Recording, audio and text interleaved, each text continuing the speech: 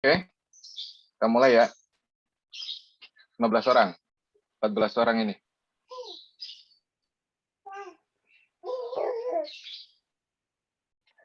Hei, nggak ada suaranya nih. Apa nih? Mau ikutan nih? Iya Pak, ya.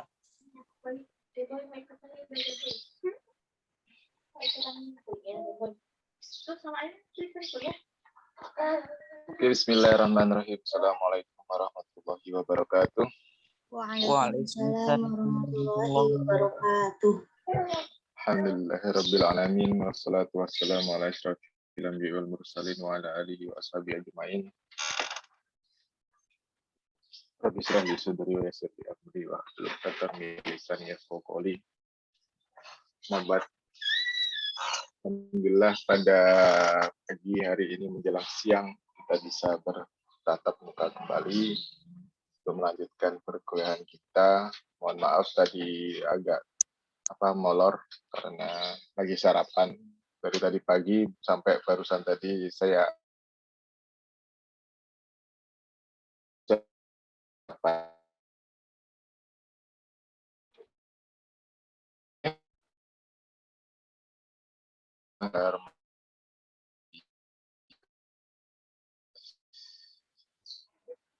moneter dan fiskal. Ini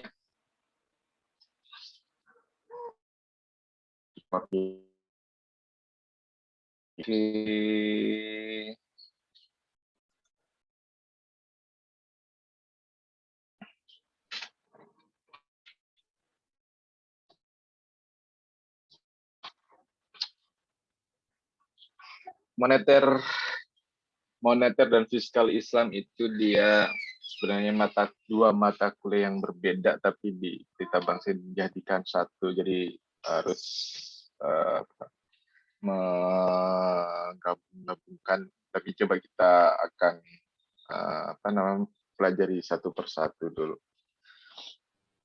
Konsep dasar perekonomian Islam.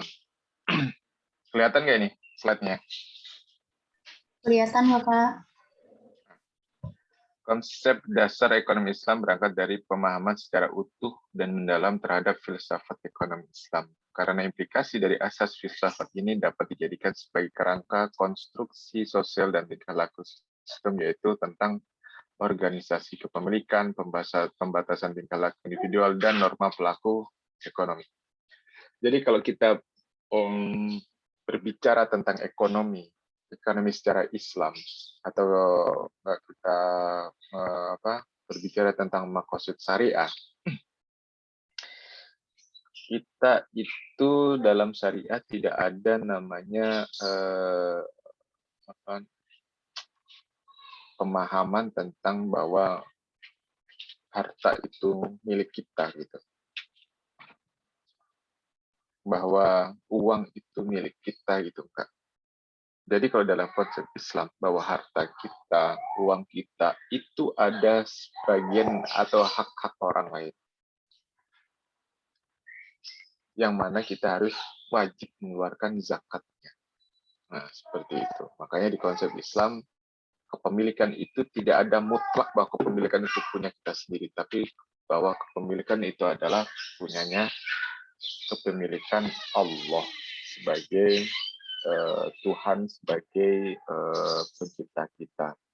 Jadi kalau misalnya kepemilikan secara individu itu tidak diakui sebagai Islam dalam Islam. Tapi yang diakui dalam Islam itu adalah amanah untuk menjaga harta tersebut. Nah, jadi kita harus paham di situ bahwa yang kita miliki itu sebagai amanah Allah yang diberikan kepada kita, dan sebagian yang kita miliki sekarang itu ada hak-hak orang lain yang harus kita keluarkan melalui zakat. Itu filsafat yang harus kita yang baik-baik agar kita bisa memahami arti kepemilikan tersebut dan memahami tingkah laku manusia terhadap ekonomi tersebut. Sehingga kita tidak melenceng jauh atau tidak tidak hanya berburu nafsu untuk eh, untuk untuk mendapatkan hal tersebut. Jadi ya apa yang kita lokal,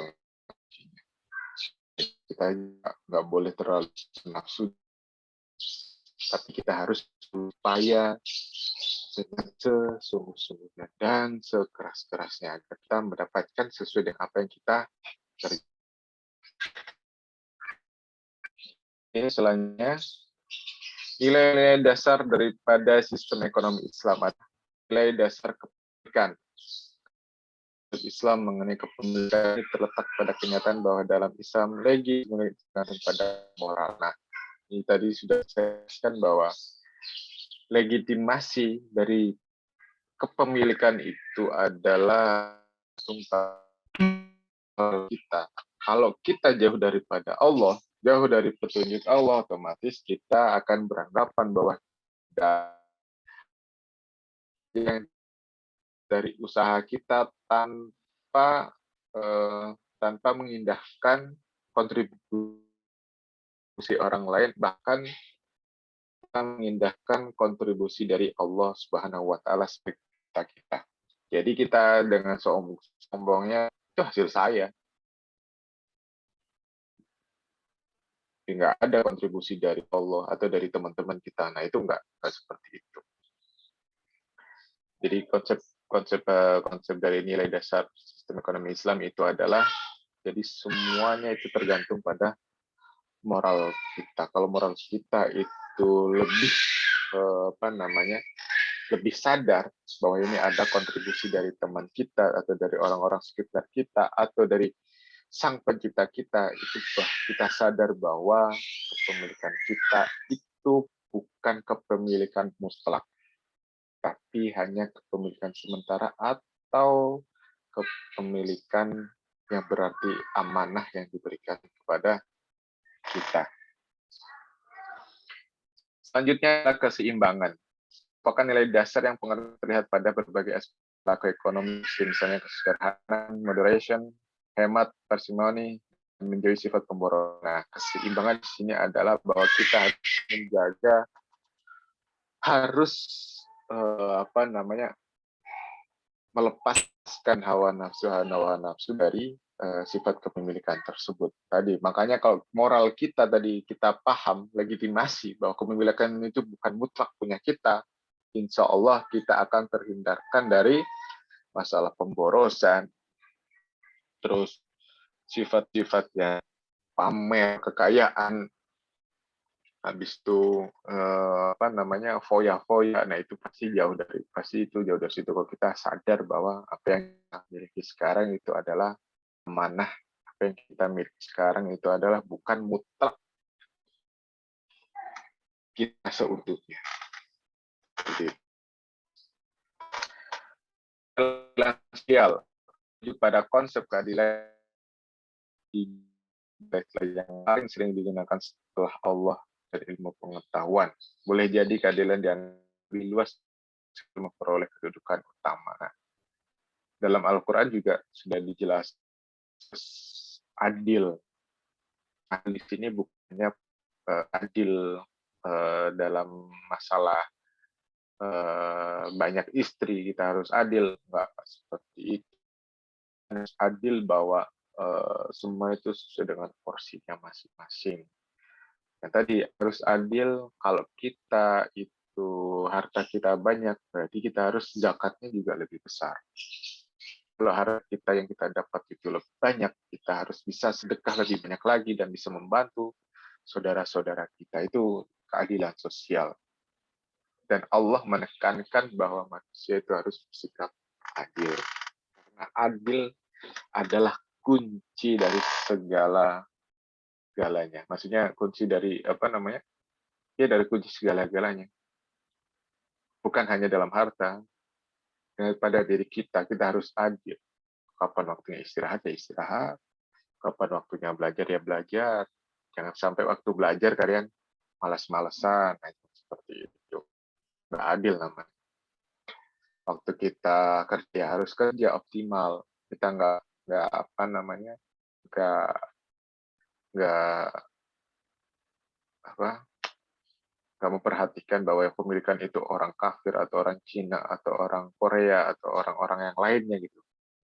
Yang terpenting yang kita produksi itu adalah barang-barang yang halal. Itu udah cukup buat kita sebagai patokan kita, acuan kita bahwa kita harus berusaha semaksimal mungkin dalam bekerja itu adil.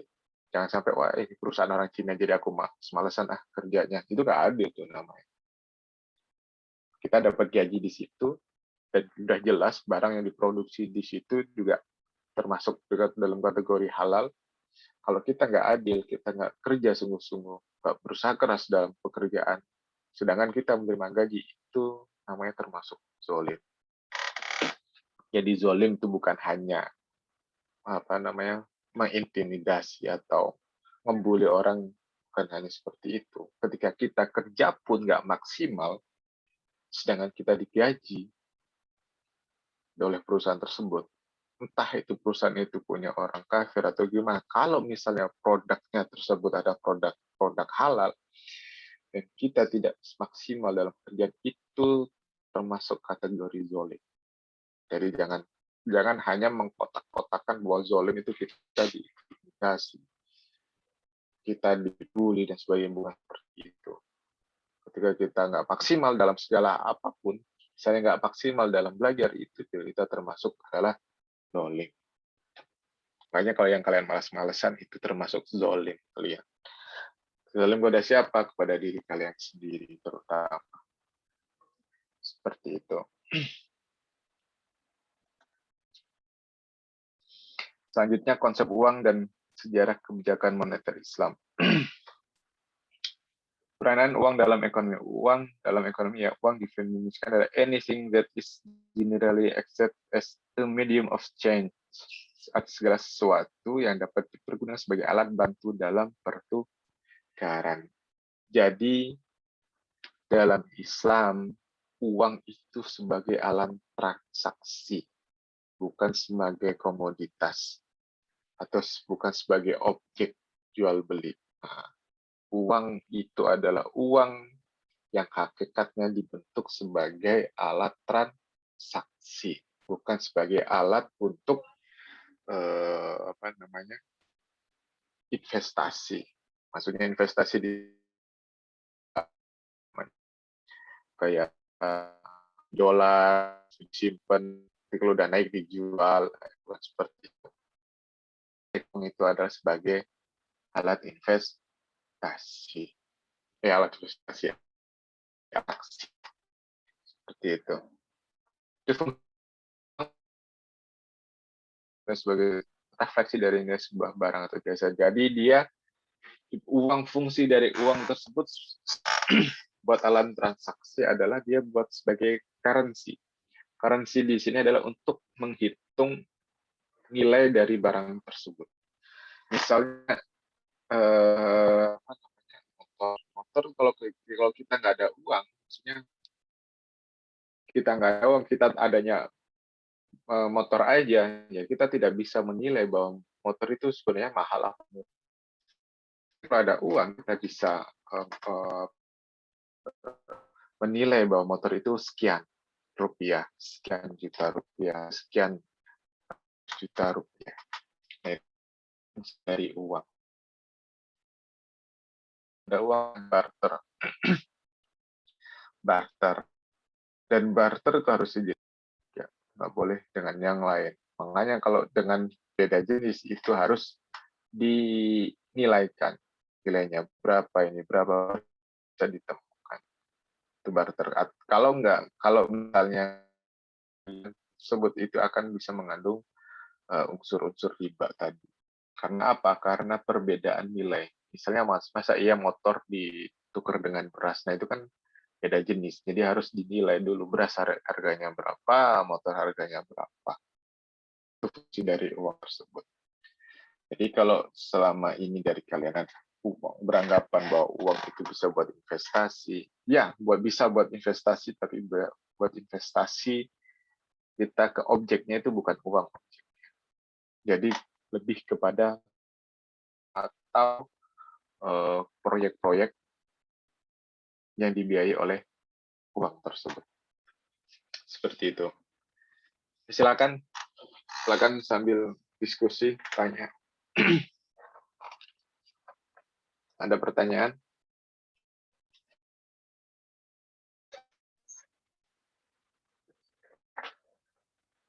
Ada.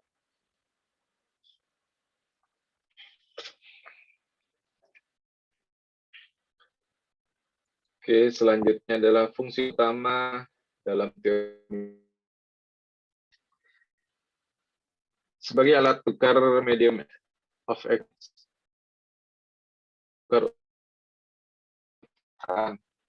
Selanjutnya, sebagai alat kesatuan hitung unit of account untuk menentukan nilai, harga sejenis barang, dan sebagainya perbandingan harga satu barang dengan barang lain. Sebagai alat penyimpan, penimbun kekayaan store of value dapat dalam bentuk uang atau barang. Nah, ini. Kalau nomor 1, nomor 2 ini dia masih sesuai dengan teori ekonomi Islam. Tapi kalau yang nomor 3 sebagai alat penyimpan atau penimbun kekayaan ini yang ini yang sangat jauh dari ekonomi Islam. Karena apa? Karena pada hakikatnya tadi kepemilikan yang kita miliki itu ada ada hak-hak orang lain yang harus kita tunaikan. Jadi bukannya cuma tapi harus kita bisa menolong orang lain dengan uang yang kita miliki. Yang pertama tadi sesuai exchange, alat tukar, mempermudah tukar menukar. Yang kedua adalah untuk menilai, tadi menilai harga motor, menilai barang, sehingga yang berakibat bahwa efek dari kalau kita bisa menilai suatu barang, kita akan terhindar dari riba. Tapi kalau kita tidak bisa menilai barang tersebut, otomatis kita akan terjerumus dalam riba. Oke, selanjutnya adalah teori perilaku uang. Pertama adalah teori moneter klasik. Teori permintaan uang klasik tercermin dari teori kuantitas uang. Keberadaan uang tidak dipengaruhi oleh suku bunga, tetapi ditentukan oleh kecepatan perputaran uang tersebut. Jadi ada teori-teori zaman pada teori ekonomi.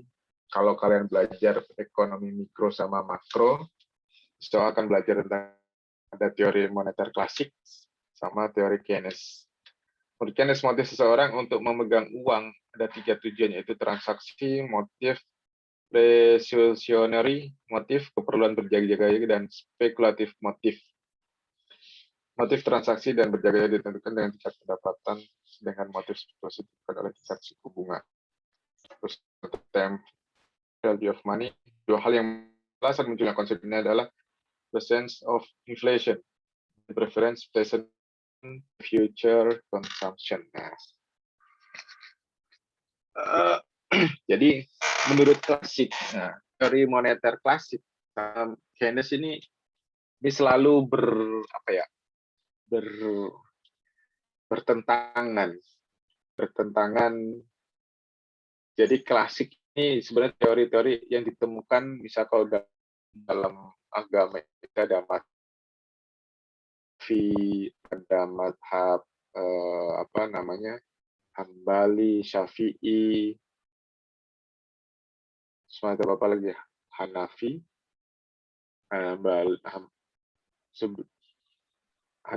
selain Abu Hanifah itu siapa ya? Kok jadi lupa? Imam Syafi'i, Imam Maliki. Imam Maliki. Ada Hanafi, Maliki, Syafi'i. Kan itu sama seperti teori moneter klasik.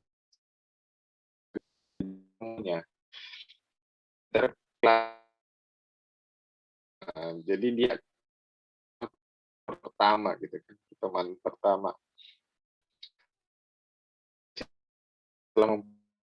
ada yang nggak paham, nggak paham, ada yang nggak pas dengan pernyataan-pernyataan pernyataan si klasik tersebut. Nah itu akhirnya muncullah teori-teori Keynesians. Nah itu ada di Amerika sana yang sekarang selalu jadi pedoman dari jurusan ekonomi untuk mempelajari hal tersebut. Jadi kalau klasik itu ada di situ. Waktu zaman klasik itu ada Adam Smith. Nah, Adam Smith itu termasuk klasik. Terus David Ricardo. David Ricardo itu juga termasuk klasik. Ya kan? Jadi setelah klasik itu nanti, jadi dia antara klasik sama Keynes ini dia bertentangan. Keynesians itu dia penemu teori ekonomi Keynes. Dan selanjutnya pengikut-pengikutnya namanya Keynesians. Keynesians. Nah, seperti itu. Pengikutnya Keynesian itu nanti bikin baru teori namanya Keynesian baru. Nah, seperti itu. Jadi teori-teori itu terus berkembang. Ya sama halnya kayak madhab Hanafi, Maliki, Syafi'i, Hambali. Nah, kan dia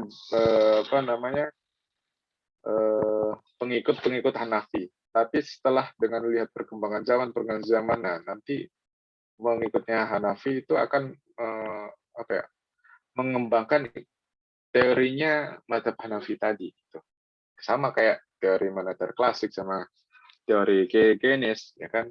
Keynesians dan Keynesians baru. Nah, itu adalah pengikut-pengikut untuk mengembangkan keilmuan tersebut. Nah, teori moneter klasik itu teori permintaan.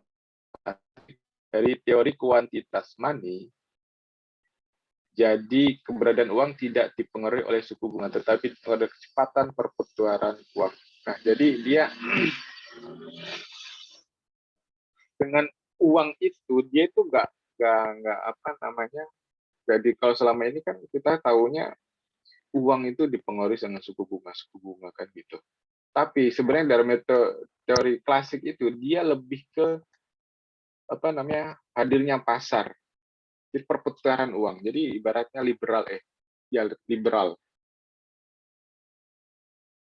Jadi semuanya itu diserahkan kepada pasar. Mau kayak gimana pun itu terserah pasar. Pasar yang akan menilai. Seperti itu. Jadi dia nggak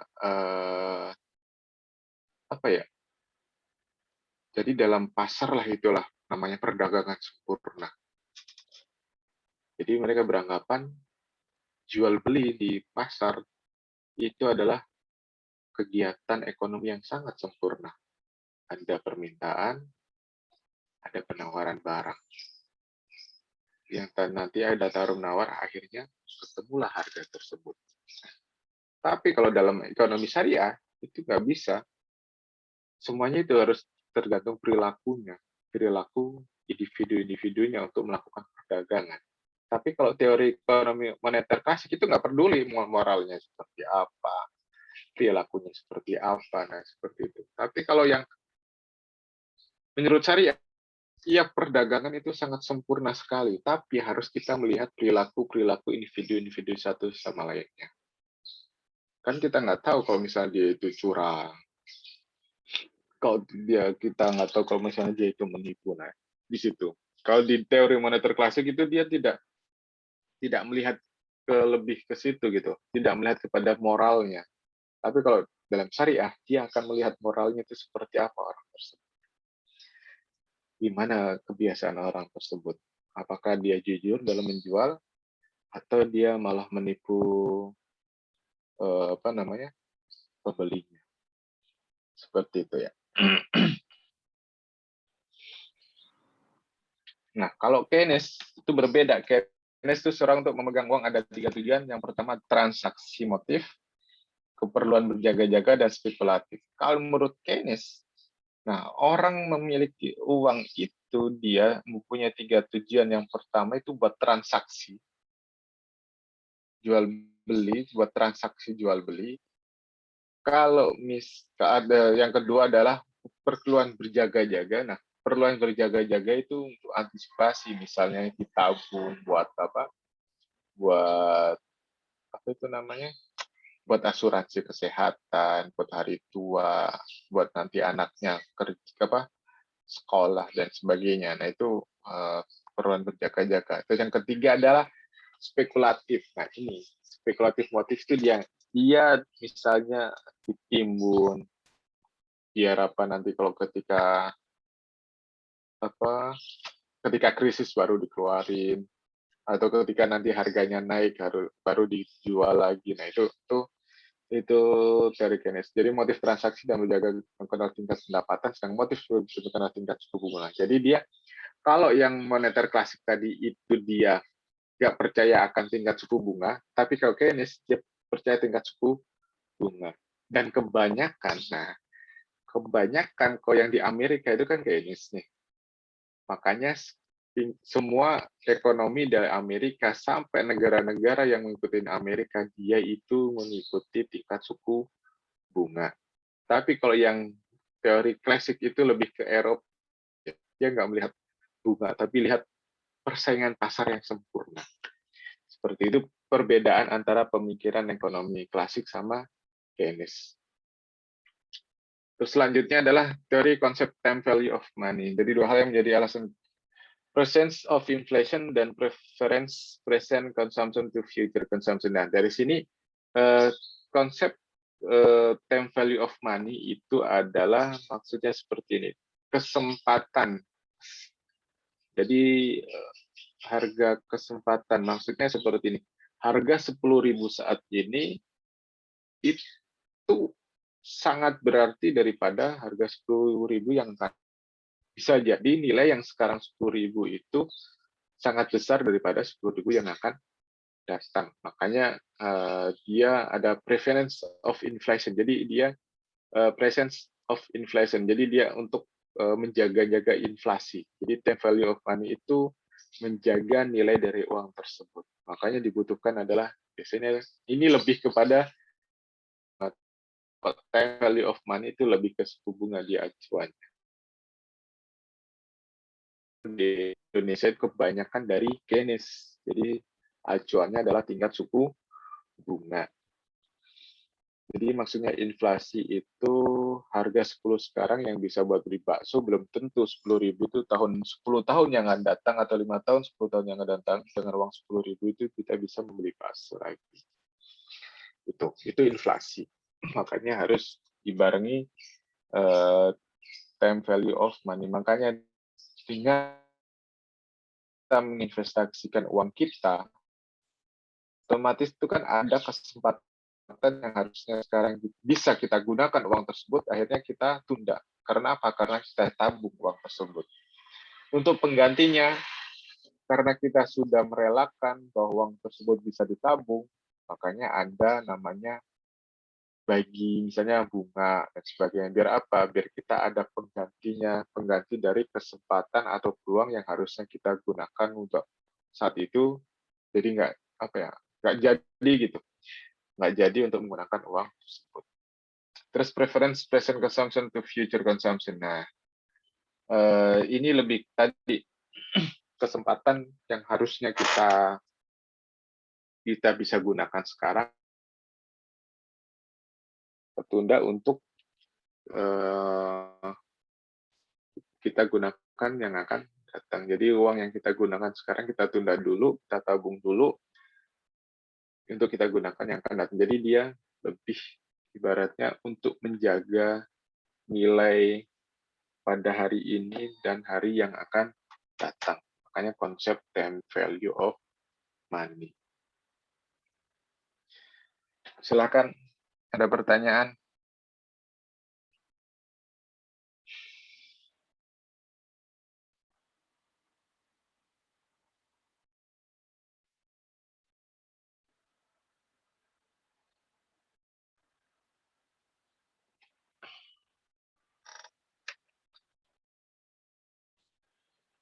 Oke, selanjutnya teori ekonomi value of time vs versus time value of money.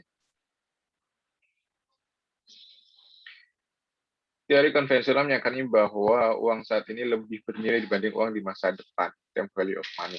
Teori ini berangkat dari pemahaman bahwa uang adalah sesuatu yang sangat berharga dan dapat berkembang dalam suatu waktu tertentu. Dengan memegang uang, orang dihadapkan pada resiko berkurangnya nilai uang akibat inflasi, sedangkan jika menyimpan uang dalam bentuk surat berharga, pemilik uang akan mendapatkan bunga yang diberikan di atas inflasi yang terjadi. Nah, tadi sudah kita berbicara tentang value of money. Jadi kalau kita menunda untuk memanfaatkan uang tersebut dalam jangka panjang, yaitu dalam bentuk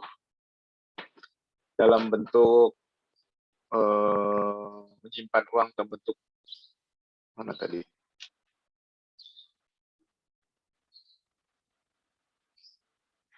Menabung misalnya dalam bentuk deposito atau surat berharga atau surat-surat utang lainnya, otomatis yang kita nggak bisa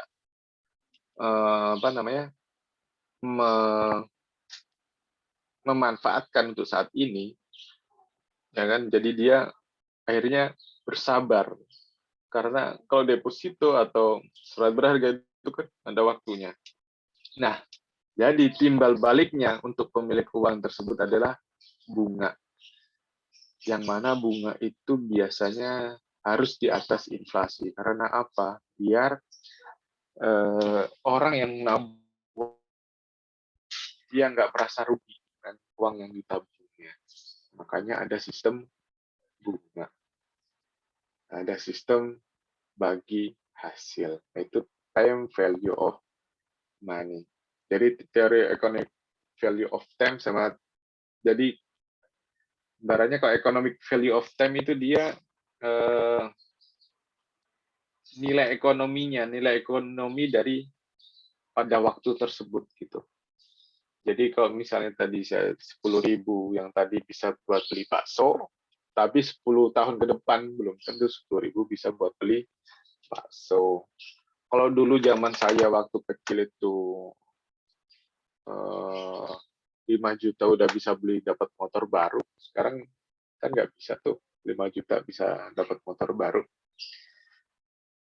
Sekarang paling murah 20 juta kan seperti itu. Otomatis itu kan ada terjadinya inflasi dan lain sebagainya. Kalau misalnya untuk menjaga uang tersebut yang harusnya bisa buat beli motor tapi ditabungkan, makanya ada bunga. Kalau ada tambah bunga kan misalnya bisa jadi 30 juta atau 40 juta dengan uang yang ditabungkan. Karena itu untuk menjaga inflasi tersebut.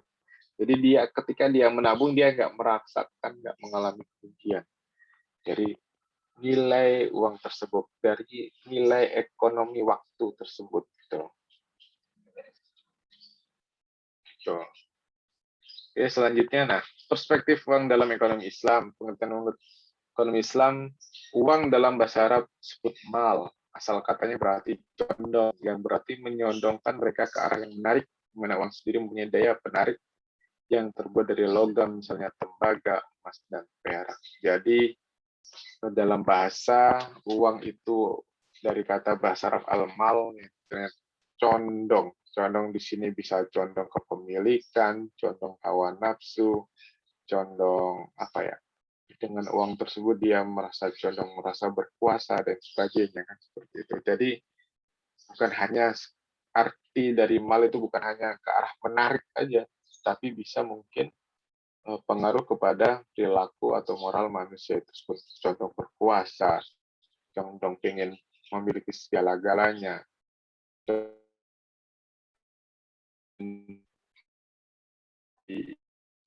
dipuji, condong pengen jadi tempat perhatian, itu condong.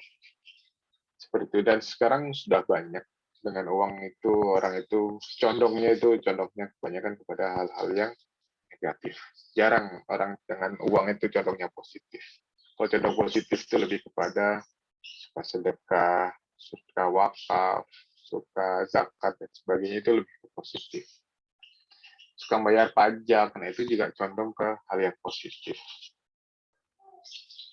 Terus fungsi uang dalam ekonomi syariah adalah alat pengguna sebagai alat pembayaran, media pertukaran dalam masyarakat transaksi ekonomi, maka penggunaan uang sejalan dengan konsep ekonomi syariah. Dalam penggunaannya sebagai sarana untuk nilai, maka penggunaan uang tidak bertentangan dengan konsep ekonomi syariah selama uang tersebut masih digunakan sebagai transaksi. Jadi fungsi uang dalam ekonomi syariah itu dia hanya sebagai alat transaksi, tidak lebih daripada itu. Kalaupun untuk menilai, ya untuk menjadi tempat simpanan, maksudnya nyimpan kekayaan, tapi dia tetap sadar bahwa itu sebagai alat transaksi. Jadi bukan buat komoditas jual beli. Nah, dia misalnya tabungan, iya tabungan disimpan, ini uang saya, misalnya ini uang hasil kerja saya. Itu hanya sebatas disimpan dan dia sadar bahwa uang itu buat transaksi jual beli, bukan sebagai komoditas yang dijual belikan. Harus bisa membedakan alat transaksi untuk jual beli sama sebagai objek atau komoditas yang diperjual belikan. Yang diperjual belikan seperti apa? Misalnya kayak jual beli dolar. Jadi dia mengambil keuntungan dari selisih dari harga tersebut. Kita beli real. Misalnya nih, sekarang real lagi murah, kita beli dulu. Nanti kalau waktu musim haji baru kita jual karena harganya tinggi. Nah, itu bukan alat transaksi lagi, tapi jadi itu berarti sudah tidak sesuai dengan syariah. Oke, silakan ada pertanyaan.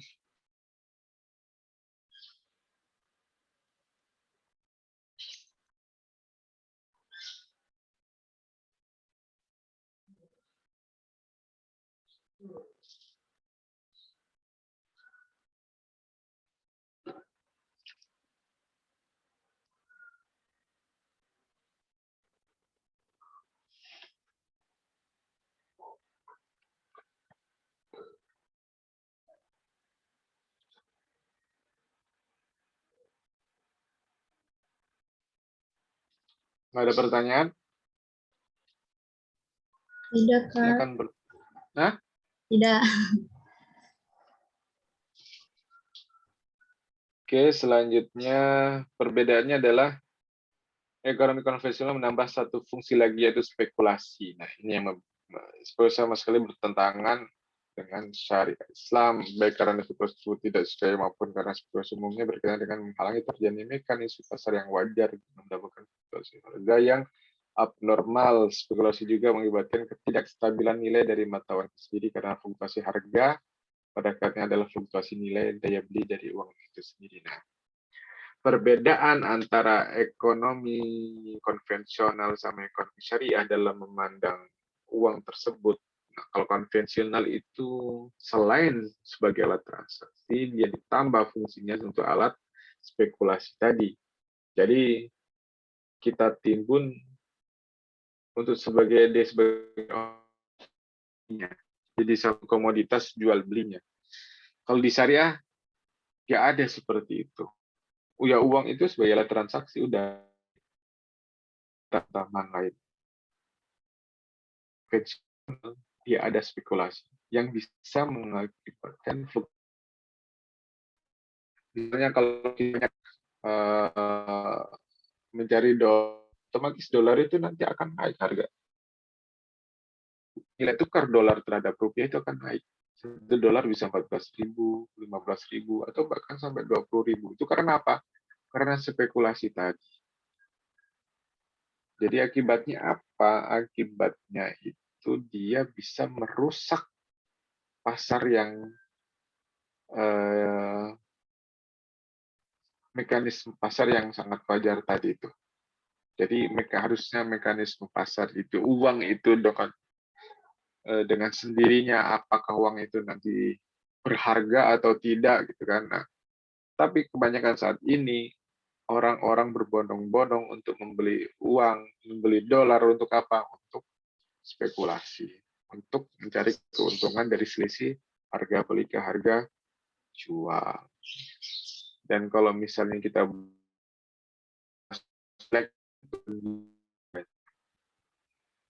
Jadi makanya kalau kalian yang punya dolar itu harus dijaga-jaga kertasnya. Kalau misalnya kalian tetap ke konvensional untuk spekulasi. Seperti itu. Jadi perbedaan ekonomi konvensional sama syariah itu, kalau syariah uang hanya untuk alat transaksi konvensional. Kalau ekonomi syariah itu sebagai alat transaksi, kalau konvensional itu bukan hanya buat alat transaksi, tapi sebagai alat untuk spekulasi. Jadi dia mencari keuntungan dari uang tersebut. Selanjutnya adalah, nah ini kebijakan moneter dalam ekonomi Islam. Kebijakan moneter adalah kebijakan pemerintah untuk memperbaiki keadaan perekonomian melalui pengaturan jumlah uang beredar untuk mengatasi krisis ekonomi yang hingga kini masih terus berlangsung. Bila dicermati, krisis ekonomi yang melanda Indonesia juga belahan dunia sesungguhnya dipicu oleh dua sebab. Sebenarnya terkait dengan masalah uang. Nah, di sini tadi, kalau kita memandang bahwa uang tersebut itu sebagai komoditas, itu bisa menjadikan suatu negara itu menjadi krisis ekonomi. Karena tersebut, uang tersebut dia tidak beranggapan bahwa uang itu bisa buat apa, bukan hanya buat transaksi aja, tapi spekulasi. Sedangkan kebijakan moneter itu upaya pemerintah untuk menjaga stabilitas perekonomian atau stabilitas uang yang beredar. Karena apa? Ketika banyak uang yang beredar pada masyarakat, otomatis itu akan terjadi inflasi yang mana harga barang itu akan semakin tinggi dan nilai dari mata uang itu semakin rendah.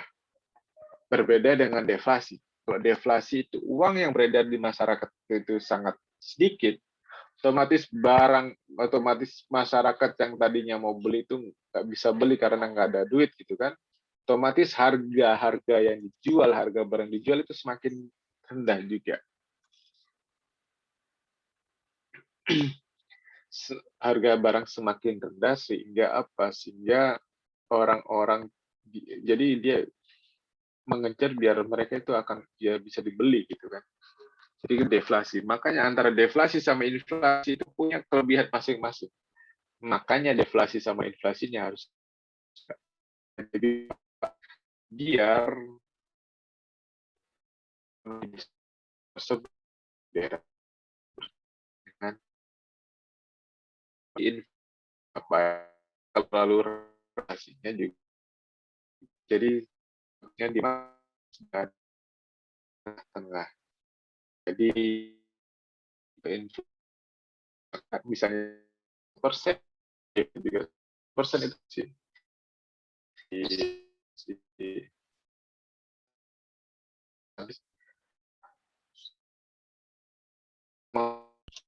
menguraikan ekonomi taran ekonomi karena tidak ada transaksi ekonomi di situ.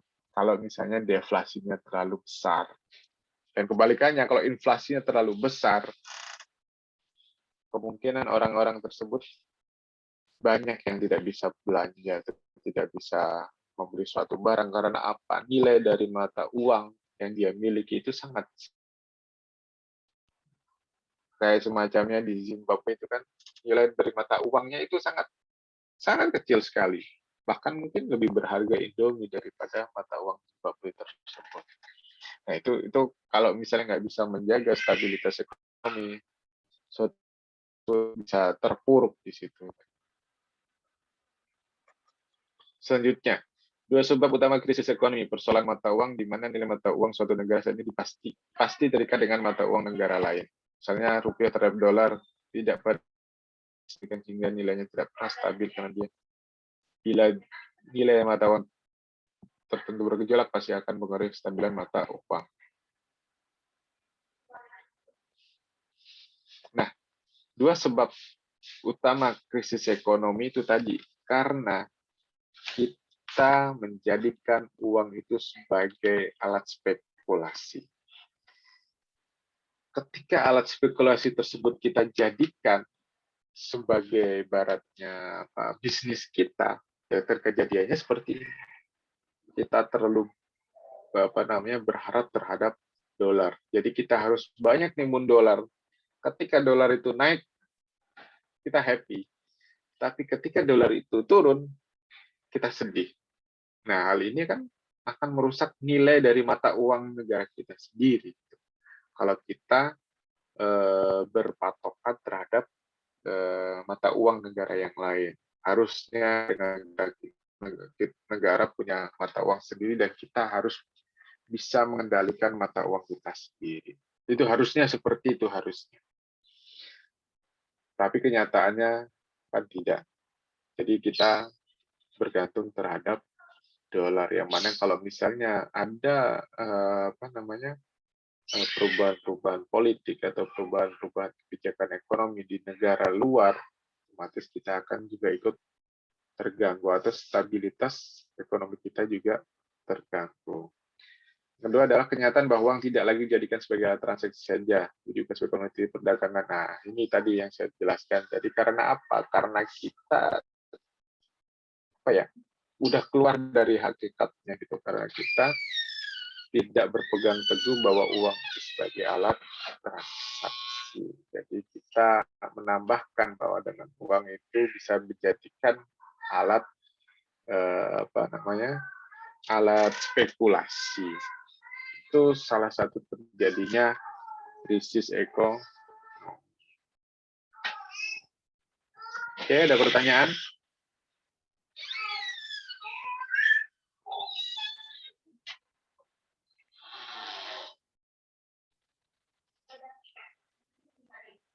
Silakan, ada pertanyaan?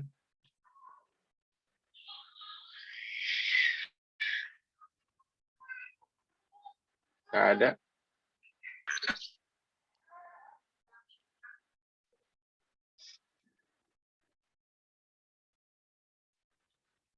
Nah, silakan tanya. Jangan kebanyakan slide, nanti kalian pusing.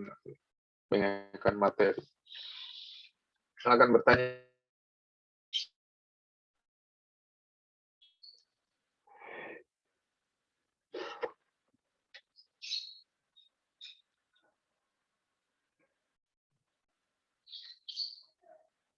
Sudah cukup?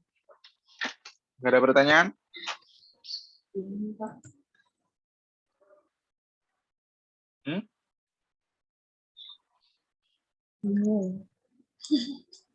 Bingung, ya makanya karena bingung tuh tanya.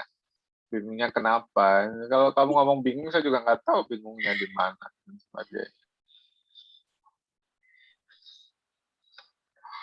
Apakah terlalu cepat jelasinnya, jelas bulat? Nah, makanya harus tanyakan itu.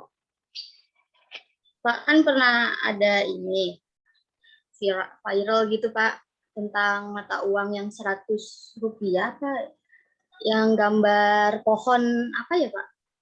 Pohon kelapa ya Pak? Pohon kelapa. 1.000. Berapa itu? 1.000 rupiah. Oh, 1.000 rupiah. Oke, ini 100. Nah, itu diperjualbelikan Bapak jadi mahal gitu harganya. Terus jadi uang-uang yang dahulu disimpan gitu, terus nanti pas lagi ini dijual gitu Pak. Itu bagaimana? Kalau sudah beda, maksudnya beda konteks di sini, dia itu bukan sebagai alat transaksi lagi. Dia itu lebih lebih kepada hobi. Cuma dia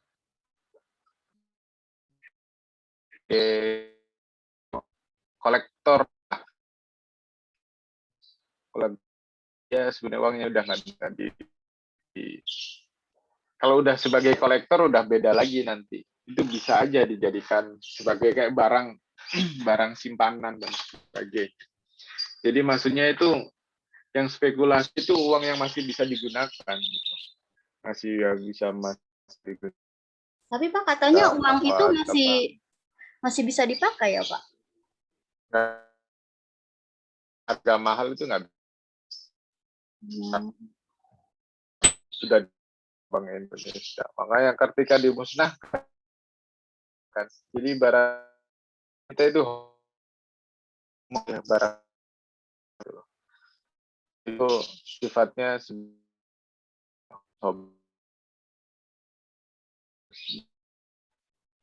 pemilikan aset, bukan, tapi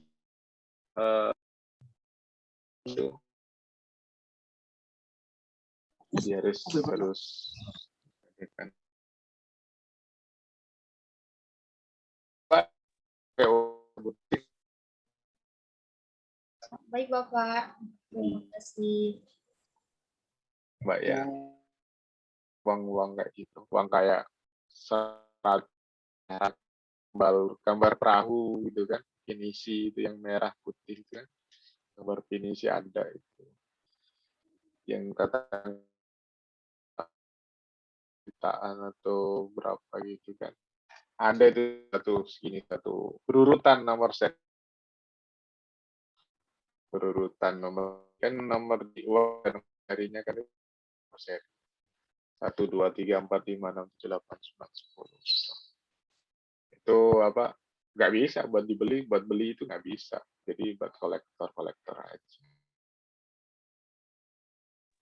Kalau mau kapal ini, akan hubungi saya punya 100 iya 100 lembar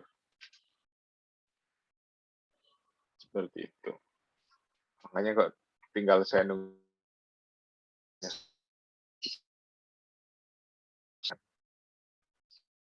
Terus kan udah berapa itu,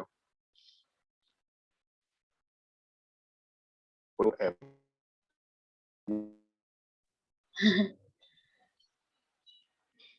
itu. Terus 100 perak ya, kertas warna yang masih situ yang perak kertas yang ini, coba saya saya carikan bentuk uangnya.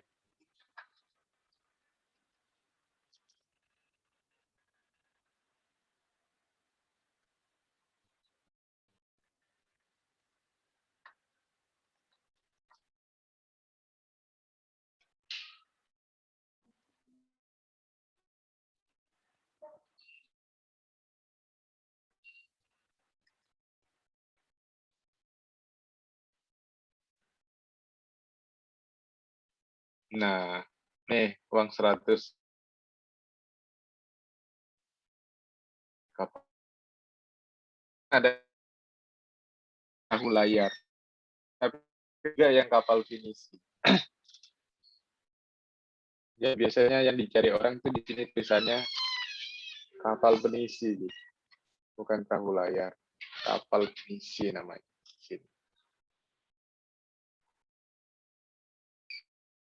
Masih tahun berapaan ya, dia 92-an kan. Nah, kapal pinisi itu lebih dulu ya, berarti lebih ya. Mana ada nggak nih kapal pinisi di sini?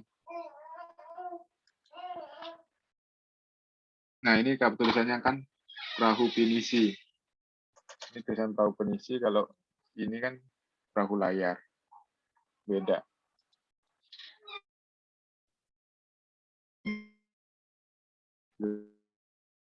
Perahu pinisi.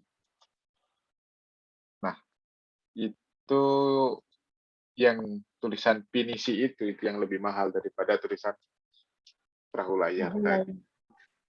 Oh. Itu salah satu bidiar. Makanya kalau ada teman-teman yang nyari tulisan uang 100 rupiah gambar tulisan kapal perahu pinisi, hubungin saya. Nggak apa-apa lah, ntar bagi-bagi berapa persen kamu nanti.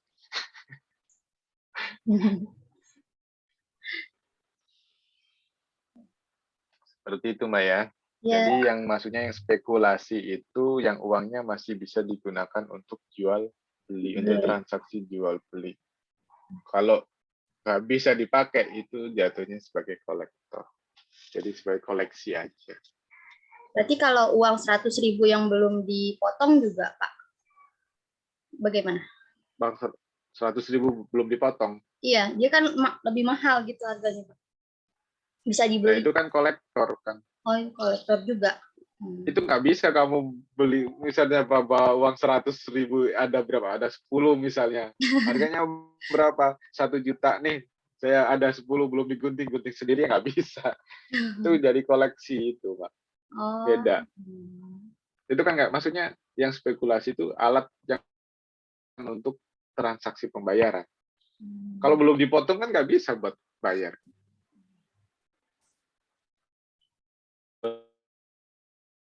Pas udah, karena ada nomornya, ada beberapa yang nggak ada di uang yang sebagai alat transaksi seperti itu, Mbak. Pokoknya kalau misalnya uang tersebut itu nggak bisa dibuat transaksi, nah itu bisa diberikan karena itu jatuhnya ke koleksi seperti itu. Tapi kalau misalnya uang tersebut masih bisa digunakan buat alat transaksi, ya kan, sah, transaksi sah, itu jatuhnya adalah spekulasi. Seperti itu, Mbak. Ya. Terima kasih, Bapak. Ya. Kenapa kamu punya uang itu yang belum dipotong? Enggak, Pak.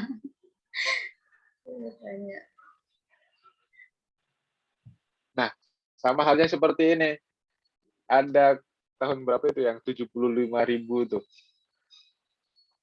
Uang pecahan 75.000 yang pas ulang tahun Indonesia itu ada. Ada Oh, ya, yang tahun punya nggak itu? kemarin ya, Pak? Ada Pak, itu tahun kemarin Pak. Tahun kemarin. Nah, tahun kemarin. Ada yang punya? Enggak, Pak. Ada Pak. Nah, itu kan ada yang bisa menerima, ada yang enggak kan? Kan seperti itu. Dia Jadi itu diplastikin itu Pak ya. Nah, makanya diplastikin, nah itu dibuat jual beli, kadang ada orang, ada yang mau, ada yang nggak mau gitu kan. Akhirnya nanti itu jadi koleksi gitu loh. Bukan buat alat transaksi jadinya jatuhnya. Karena bahwa jadi orang juga nggak familiar kan, karena dicetak terbatas juga.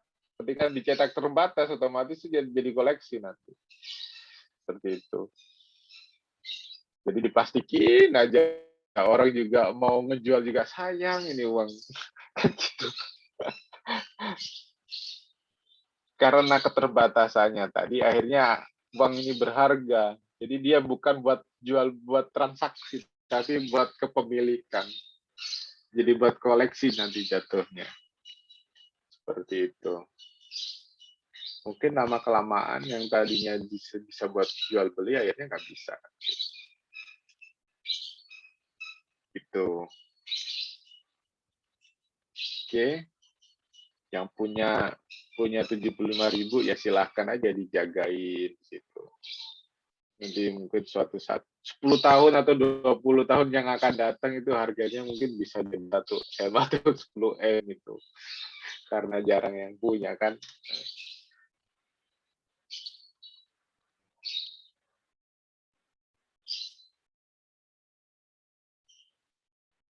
Kalau spekulasi itu identik dengan pendek, jangka pendek dia. Bukan jangka panjang. Naik dikit, jual. Ada turun, beli. Naik dikit harganya, jual. Itu spekulasi, jadi dia nggak jangka panjang. Kalau jangka panjang itu investasi. Itu harus salah satu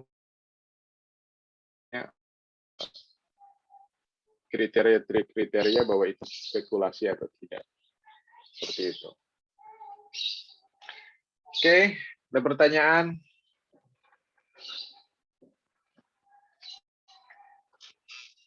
Nggak ada. Kalau nggak ada pertanyaan, kita cukupkan sekian ya. Sedikit aja, yang penting kalian masuk. Makanya perbanyak baca buku, perbanyak baca-baca tentang perekonomian. Yang akhirnya nanti itu kita bisa diskusikan bareng. Gitu. Kalau masalah teori-teori itu gampang sekali. Saya cuma mengarahkan kalian, saya cuma bisa mancing kalian biar kalian itu akan bertanya dan bertanya. Gitu. Seperti itu. Ada pertanyaan? Terima kasih kalau nggak ada pertanyaan. Kayaknya nih lebih enaknya presentasi nih biar saya nggak terlalu ngoyo juga.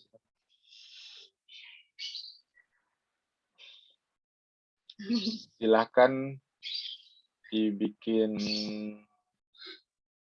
presentasi, berarti nanti ada pertemuan 3, 4, 5, 6, 7, 9, 10, 11.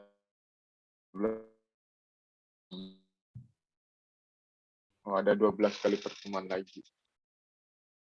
Sekarang kan kita pertemuan ke berapa? Kedua. Atau ketiga? Kedua. Kedua. 16 dikurangi 2 berarti 14, dikurangi 2 berarti 12. Ya 12 pertemuan lagi.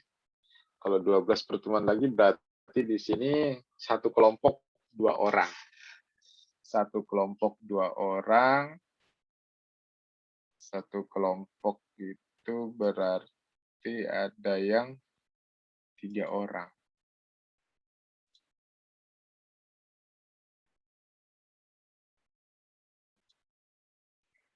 Silakan nanti kalian pilih kelompoknya masing-masing sesuai dengan sesuai dengan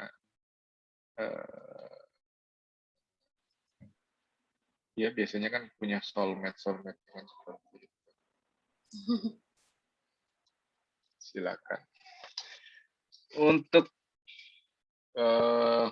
kelompok besok selanjutnya judulnya materi-materinya itu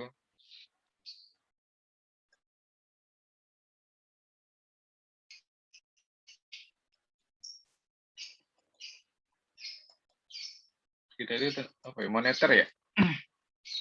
Iya, Bapak. Moneter. Besok itu kajiannya itu tentang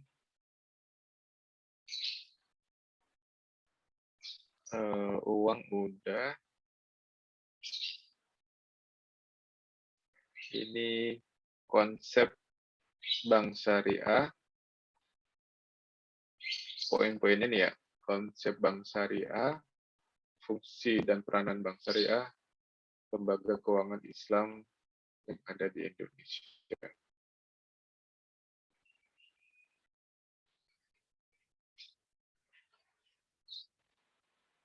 Ada yang nyatet nggak ini?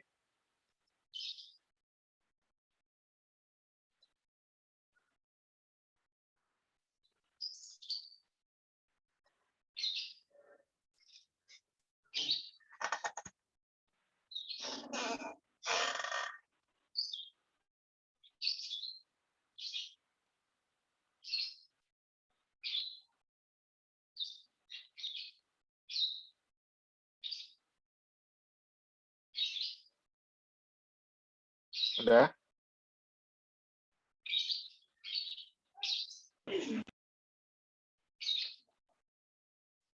Yang nyatet siapa ya? Nyatet ya?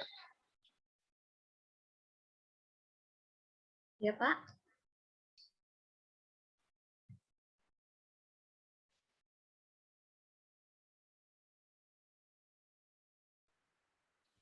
Judul ini kan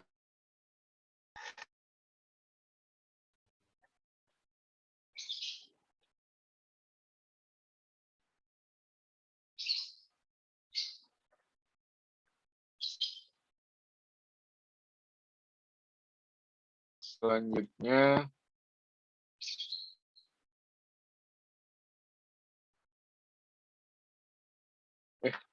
tadi itu apa aja tadi?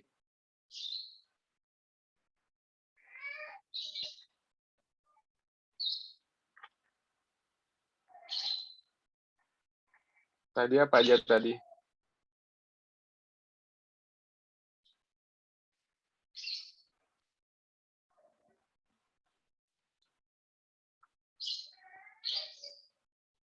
Halo, tes, kedengaran suara saya?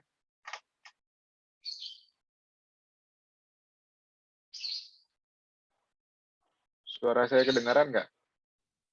Sekarang kedengeran, Pak. Sudah dicatat belum tadi?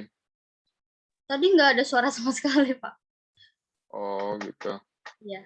Oke, buat pertemuan besok silakan konsep bank syariah.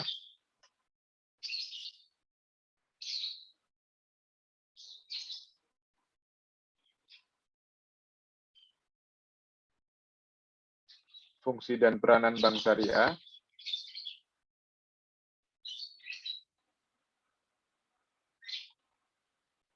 Terus lembaga keuangan Islam yang ada di Indonesia.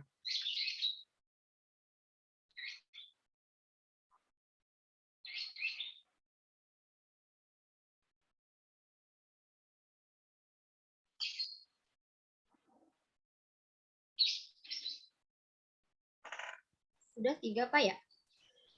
Hah? 3. Belum. Nanti aja lah saya tulis, Ya. saya share di grup nanti. Ya, baik, Bapak. Nanti saya share di grup, nanti silakan dilelang aja. Siapa yang mau kelompok ini, kelompok ini, kelompok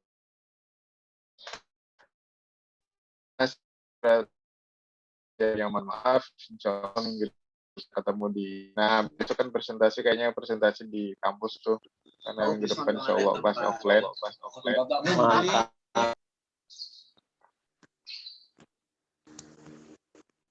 Insya Allah nanti bisa diskusi di kampus kembali lagi. Terima kasih atas perhatiannya. Kurang lebih mohon maaf. Saya akhiri. Assalamualaikum warahmatullahi wabarakatuh. Waalaikumsalam warahmatullahi wabarakatuh. Terima kasih banyak, Pak. Warahmatullahi wabarakatuh. Ya.